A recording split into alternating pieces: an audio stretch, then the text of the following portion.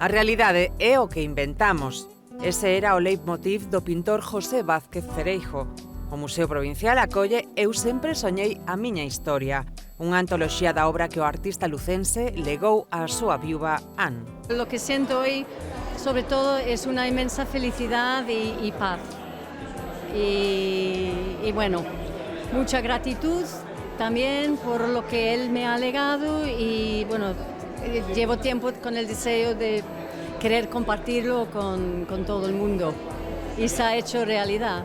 A mostra recolle non só a pintura do creador, tamén escultura e poemas, unha compilación coa que din podes entrar no seu mundo partindo da figura do seu tío, Luís Pimentel. Podemos sentir o orgullo de que era un home nado en Lugo que seguramente levou a nosa cidade por todos os sitios onde estuvo moito tempo, moitos anos vivindo en Madrid, pero ao final el quixo rematar a súa, despois de xubilarse, quixo voltar á cidade de Lugo e aquí quixo deixar pois a súa obra para que todas as persoas de Lugo poidamos disfrutar.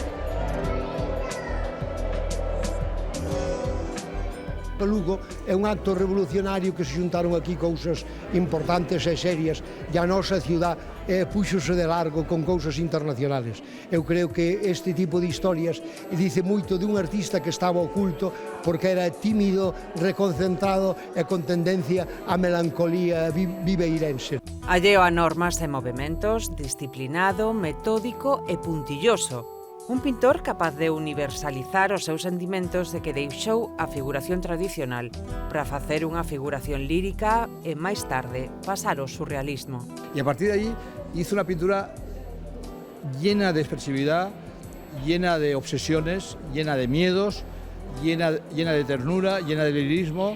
Lo mismo si habla de animales muertos, que si habla de bodegones, que si habla de interiores gallegos, que si habla de paisajes gallegos, que si habla de su ciudad amurallada de Lugo.